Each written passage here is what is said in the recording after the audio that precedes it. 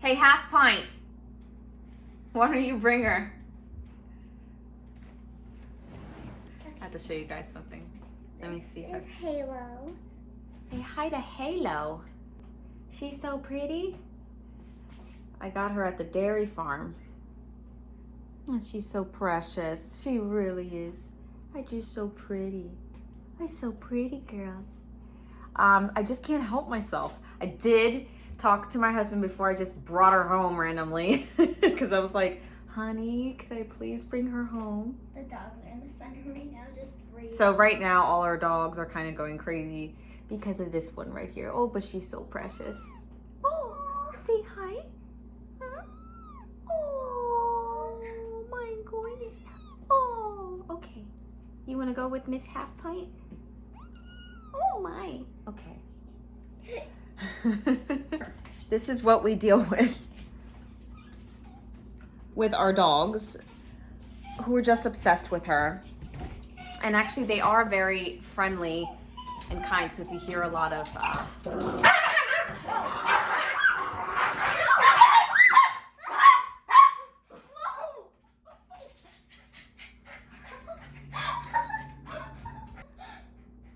What happened? Oh, come here. My goodness, what'd you do? You just made me look like a complete liar on YouTube. They're so friendly, so kind. No, you're not. You guys are horrible today.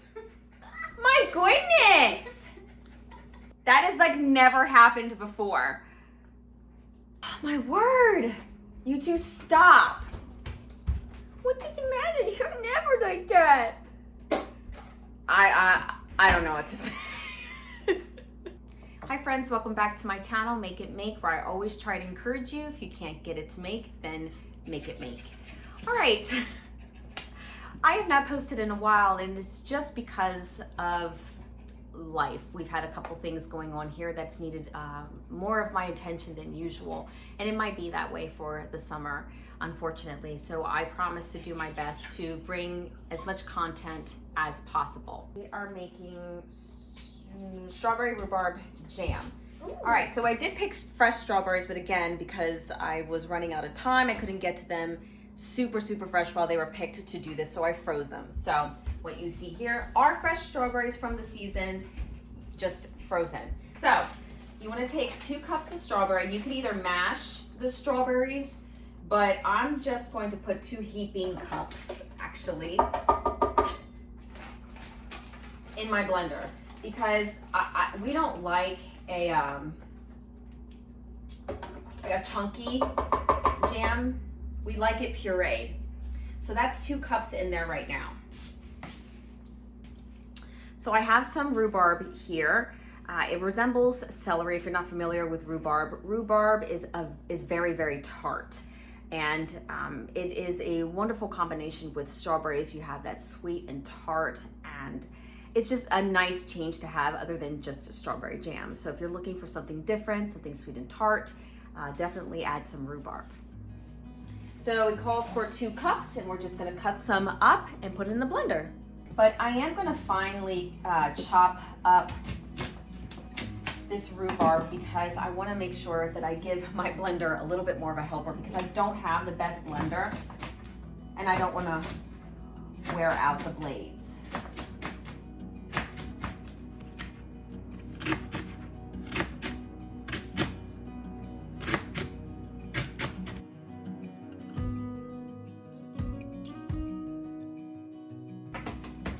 All right, so we cut up our rhubarb. And I've actually never really tasted a piece of rhubarb by itself, so why don't we just go ahead and try it? I know it's tart, but let's see.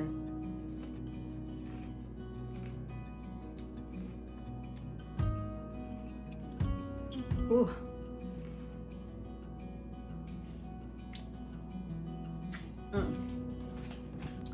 Ooh. It's a little bit more tart than I expected. Okay.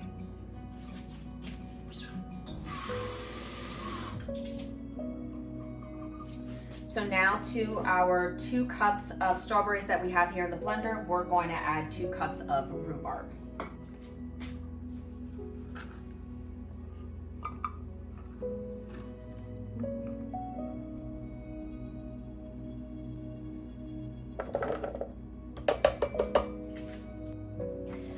right, now we have our 2 cups of strawberries, 2 cups of rhubarb, and I'm going to start to pulse this a bit.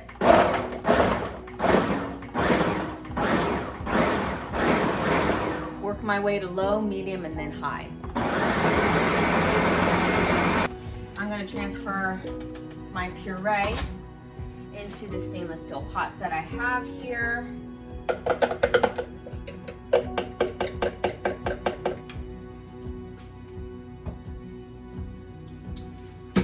I'm going to be making jam all day because I have a lot of strawberries and a lot of rhubarb. So again, I'm just going to transfer it into this pot right here. Get every last bit that I can. I'm going to put this on the higher heat. Grab a whisk.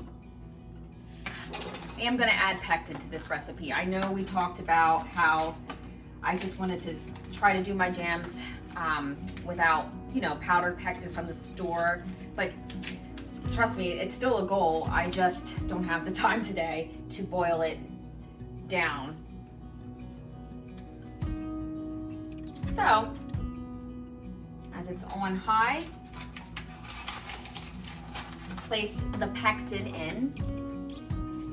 And I'm just gonna whisk it in really well. Oh my word, I'm not even showing you guys what's happening here. I am so sorry.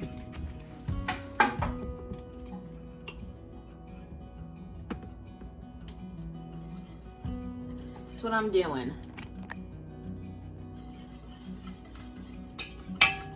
There we go, just mixing in that pectin really well. All right, so I'm turning up the heat, making sure to constantly stir because I don't want the strawberries and the rhubarb to scorch at the bottom. Now here's the thing. I know that some people are going to be tempted to double the batch. Do not do that. Resist the temptation to double a batch of any type of jam, okay? Because it's going to interfere. It doesn't work when it comes to your jam settling. So I know it's a bit of a pain in the butt, but trust me when I tell you, 1 batch at a time and then just repeat, okay? I'm going to add 4 tablespoons of lemon juice. Oh my gosh, I'll tell you what.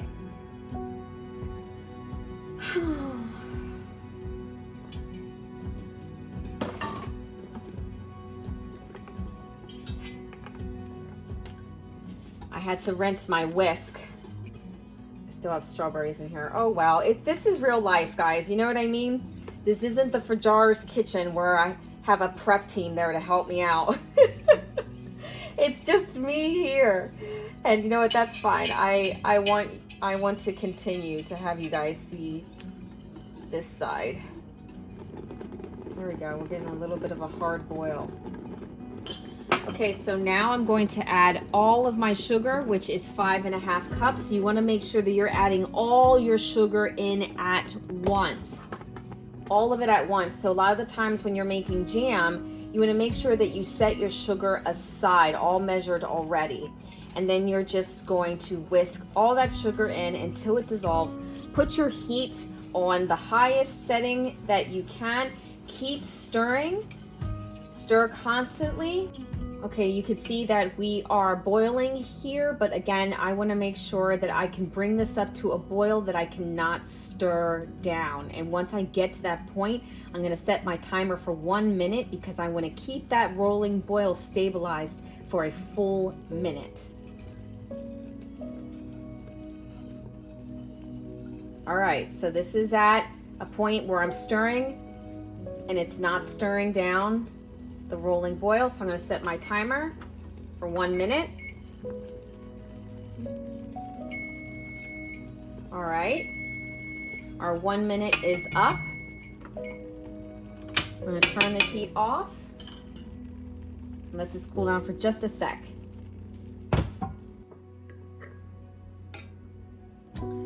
After you are done cooking up your jam, you're gonna see this foam here that collects, and you're gonna want to scrape that off.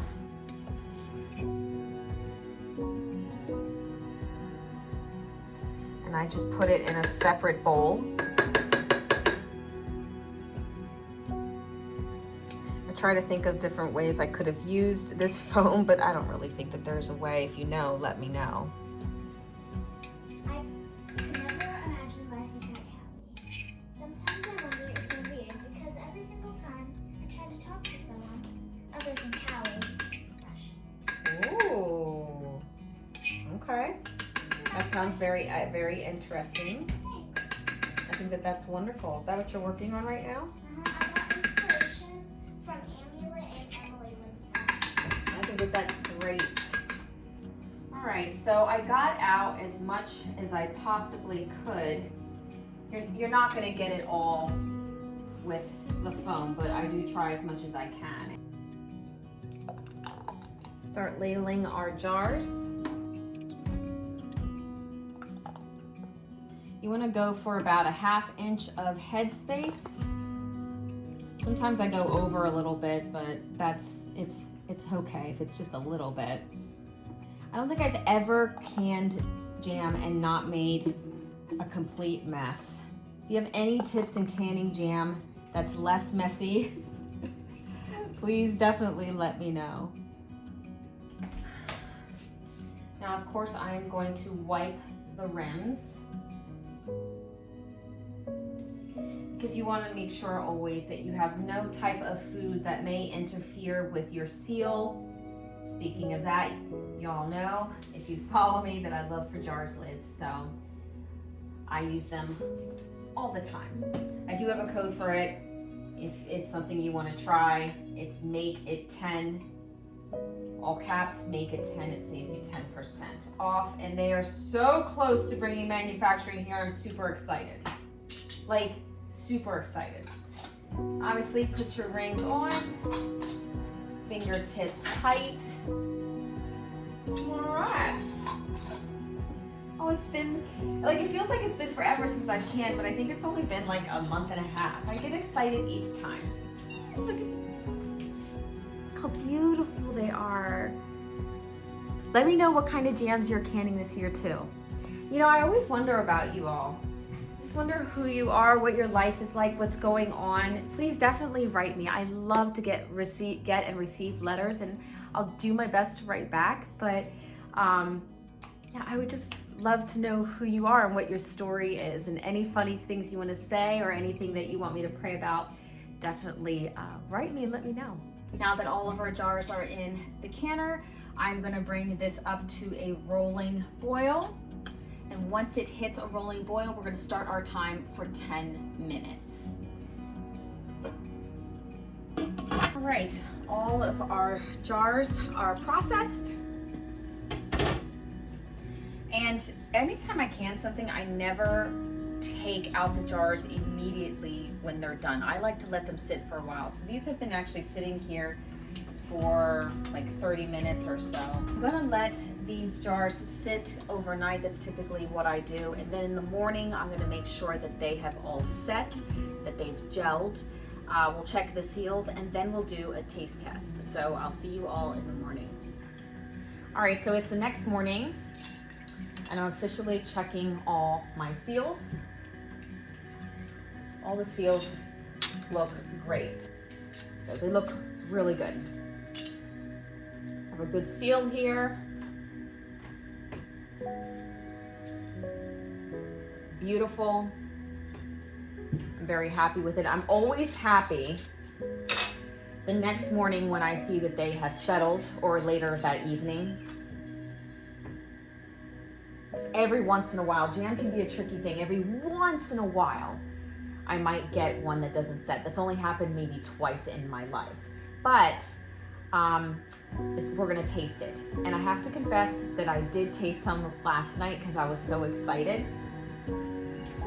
Here's the cold one I got out of the fridge. I dipped into it and I put it over ice cream, and it is so amazing. Anyway, friends, thank you so much for watching. I hope you all are doing well and you enjoy your summer. Let me know if there's any way that I can pray for you. I try to pray in the mornings, and here's a prayer request for me, just for guidance. and that God will calm my anxious heart for some things in my life. But I truly believe and pray for each other as the body of Christ. Anyway, take care, and as always, God bless.